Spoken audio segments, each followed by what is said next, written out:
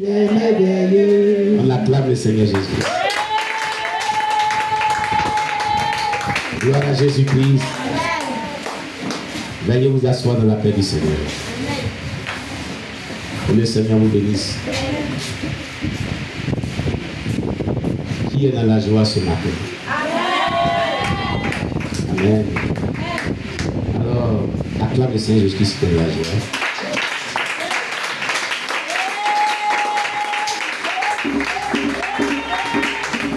Amen. Bien, on va baisser la tête, on va donner le message du jour. On n'a pas pu commencer le culte aujourd'hui. C'est pourquoi. Alléluia. Alléluia. Voilà. Nous allons prier le Seigneur. Nous allons confier nos cœurs à Dieu pour le message, la parole qui sera prêchée. Un tout petit message d'exhortation. Alléluia. Gloire à Jésus-Christ pour nous édifier. Amen. Alléluia. Voilà. On a eu vraiment une urgence matinale qui nous a pris beaucoup de temps. Comme je l'ai expliqué au début du culte, c'était pas facile, mais Dieu, par sa grâce, nous a amené vraiment à triompher, à surmonter cela. Amen. Donc, ce qui cause vraiment ce décalage. Mais nous allons confier nos cœurs à Dieu. Prie le Seigneur. Alléluia. Seigneur, merci. Nous te rendons toute la gloire pour ta parole. Ta parole qui est puissante. Ta parole qui est vivante. Ta parole qui nous édifie. Ta parole qui nous fait du bien. Nous prions que tu bénisses ta parole. Que ce message que nous allons recevoir de toi puisse nous apporter joie au cœur. Vraiment grâce. Grâce. Bénédiction. Bénédiction. Victoire. Victoire. Salut. Salut véritable. Au nom de Jésus-Christ. Amen. Amen. Nous ouvrons nos Bibles dans le livre de Jacques. L'épître de Jacques chapitre 1. Le livre de Jacques chapitre 1. Le verset 16. À partir du verset 16. Amen.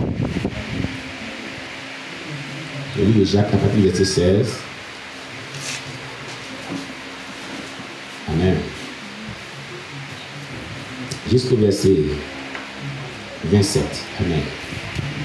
16 à 27. Alléluia. Je fais la lecture.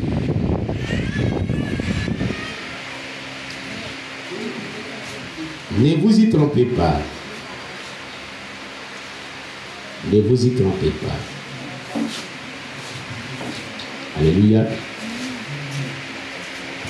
Mes frères, bien-aimés, toute grâce excellente et tout don parfait descend d'en haut, du Père des Lumières, chez lequel il n'y a ni changement, ni ombre de variation.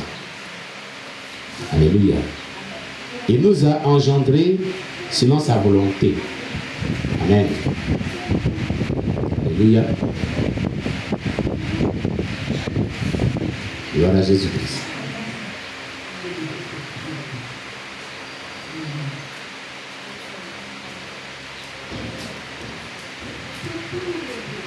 Par la parole de vérité, afin que nous soyons en quelque sorte les prémices de ces créatures. Sachez-le, mes frères bien-aimés, ainsi que tout homme soit prompt à écouter, lent à parler, lent à se mettre en colère, car la colère de l'homme n'accomplit pas la justice de Dieu. Amen.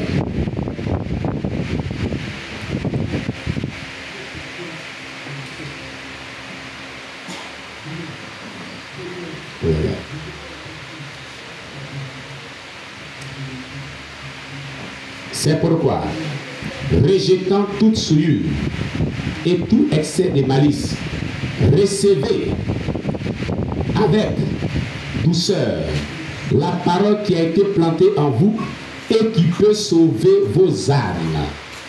Mettez en pratique la parole et ne vous bornez pas à l'écouter en vous trompant vous-même par des faux raisonnements. Car si quelqu'un écoute la parole et ne la met pas en pratique, il est semblable à un homme qui regarde dans un miroir son visage naturel et qui, après s'être regardé, s'en va et oublie aussitôt comment il est. Mais celui qui aura plongé les regards dans la loi parfaite, la loi de la liberté, et qui aura persévéré, n'étant pas un auditeur oublieux, mais se mettant à l'œuvre, celui-là sera heureux dans son activité. Si quelqu'un croit être religieux, sans tenir sa langue en bride, mais en trompant son cœur, la religion de cet homme est vaine. La religion pure et sans tache devant Dieu, notre Père, consiste à visiter les orphelins, les veuves dans leur affliction et à se préserver des souillures du monde. Amen. Gloire à Jésus-Christ. Le verset 21 de Jacques chapitre 1. Je reviens dessus. C'est pourquoi, rejetant toute souillure et tout excès de malice, recevez avec douceur la parole qui a été plantée en vous et qui peut sauver vos âmes. Je vais vous parler du pouvoir de la parole de Dieu. Le pouvoir de la parole de Dieu. Ce que peut la parole de Dieu dans la vie de celui qui place sa foi en elle. Alléluia. Ce que la parole de Dieu peut faire, peut produire dans ta vie, lorsque tu places ta confiance en elle. Pas à un homme, mais à la parole qui est Dieu. Sachez-le dans Jean chapitre 1, verset 1 jusqu'au verset 12, il dit, au commencement était la parole. La parole était Dieu. La parole était avec Dieu. Et toutes choses ont été faites par elle. Et rien de ce qui n'a été fait sur la terre n'a été fait sans elle. En elle était la vie. Et la vie était la lumière des hommes. Alléluia. La parole est Dieu. Le pouvoir de la parole de Dieu. Dans le verset 21 de Jacques chapitre 1, il est dit, et je relis,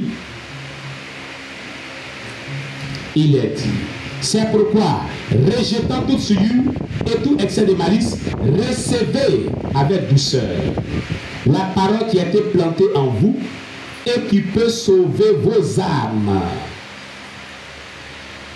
La parole peut sauver vos âmes. Le pouvoir de la parole, la capacité, le pouvoir veut dire la capacité, la faculté surnaturelle. Donc, il peut sauver, veut dire la capacité de pouvoir donner à l'homme ce qu'il désire par la foi. La parole est à mesure de le faire. La parole de Dieu a un pouvoir qui amène à l'existence ce qui n'existe pas. La parole de Dieu est créative. La parole de Dieu se réalise. La parole de Dieu guérit.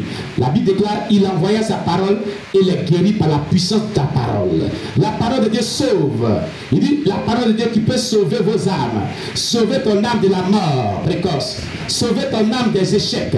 Sauver ton âme de la malédiction. Sauver ton âme des esprits impurs. Sauver ton âme des adversaires les plus féroces. Sauver ton âme de l'enfer. C'est la parole de Dieu et l'unique parole de Dieu qui peut sauver ton âme de tout ce que l'ennemi fait contre ton âme.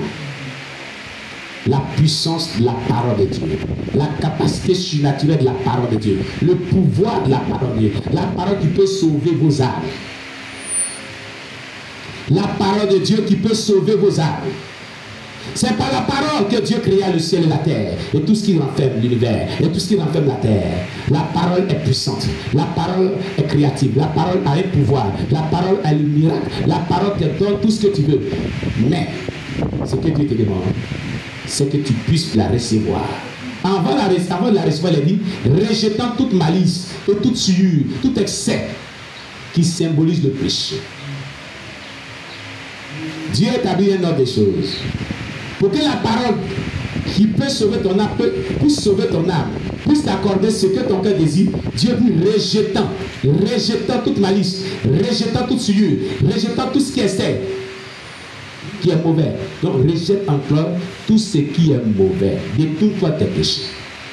C'est ce que je t'avais dit. Quand tu vis une vie de sainteté, tu crois à la parole de Dieu et que tu la mets en pratique, ce que tu demandes à Dieu, Dieu te le donne. C'est le secret pour obtenir toutes choses de Dieu. L'homme peut venir te mentir pour te dire que Dieu a dit ceci, cela, alors que Dieu ne l'a pas dit. Il peut te tromper. Des faux pasteurs le font. Des faux servants de Dieu le font. Mais la parole de Dieu qui est écrite là, elle est la vérité. Elle est certaine. Elle se réalise. Elle s'accomplit. Alléluia.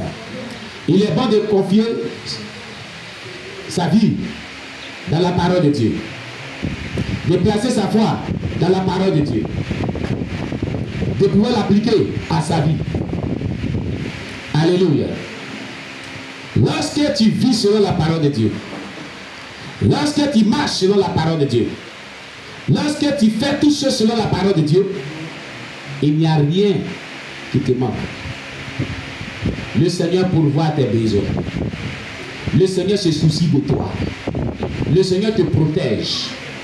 Quand tu cries à Dieu, Dieu te répond parce que tu deviens agréable à Dieu. Sa faveur s'attache à ta vie. Sa faveur s'attache à ta vie. Sa grâce s'attache à ta vie. Et tu connais la bénédiction. Tu connais le succès. Tu connais la protection divine. Tu connais la sainteté véritable. Tu connais le salut de ton âme. Tu connais la victoire sur ses adversaires. Tu connais le miracle de Dieu. Le pouvoir de la parole de Dieu. Le pouvoir de la parole de Dieu. Un jour, Jésus-Christ est en train de passer. Il y a eu des aveugles. Je crois trois lépreux, disons, l'ont suivi. Et lui ont dit, maître, fille de David. Maître, fille de David. Et je lui ai dit, que puis-je faire pour vous? Il dit, si tu le veux. Non, c'était trois aveugles. Il dit, je le vois. Il dit, si nous voulons voir. Vous voyez qu'il vous soit fait selon votre foi. Voyez. Qu'il vous soit fait selon votre foi. Il a déclaré une parole seulement. Cette parole s'est réalisée dans les vies. Parce que, en elle, les gens qui demandaient ce qu'ils voulaient à Dieu ont placé leur foi. Alléluia. Alléluia. La parole que tu déclares quand tu pries a la force surnaturelle d'amener à l'instant ce que tu demandes à Dieu dans ta prière. Pourvu que toi, en le faisant, tu places ta confiance en Dieu et dans ses paroles, elle se réalisera. Il y a des gens qui prient sans aucune goutte de foi dans la prière. C'est pourquoi les prières n'ont pas d'effet. Une prière qui est dénotée de toute foi, qui n'a pas de foi en elle, ne peut pas vraiment être exaucée. Si tu veux, il faut vivre dans la sainteté comment. Si ta prière n'est pas accompagnée de foi, il n'y a pas d'exaucement. Le secret pour qu'une prière qui sont des paroles que tu déclares puisse être exaucée, c'est que tu vis dans la sanctification, mais que tu places ta foi en Jésus-Christ pendant que tu pries, qui t'a déjà donné ce que tu demandes. Pas qui va te donner, mais qui t'a déjà donné ce que tu demandes. C'est deux choses différentes. Il va me donner et il m'a déjà donné, c'est deux choses différentes. Alléluia. Pendant que tu pries, tu crois en toi qu'il t'a déjà donné ce que tu demandes. C'est en cela que cela se réalisera dans ta vie. Veux-tu la guérison? Veux-tu la guérison? Toi qui es malade, veux-tu la guérison? Crois que tu l'as déjà avec toi. Crois que tu es déjà guéri pendant que tu es là. Si tu vis la guérison dans ton âme par la foi, la guérison sera. Tu déclares que je suis guéri au nom de Jésus. J'ai la guérison au nom de Jésus. Cette parole que tu déclares a la capacité surnaturelle de se réaliser à l'immédiat. La parole est puissante. Elle peut sauver nos âmes. Déclare la Bible. Maintenant, il y a quelque chose dans ce texte qui est très important que je vais attirer votre attention. Alléluia. On lit encore en bas. Gloire à Jésus-Christ. Le verset 22.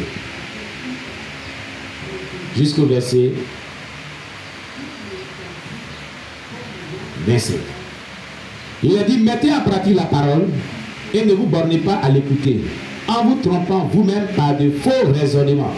Car si quelqu'un écoute la parole et ne la met pas en pratique, il est semblable à un homme qui regarde dans un miroir son visage naturel et qui, après s'être regardé, s'en va et oublie aussitôt comment il est.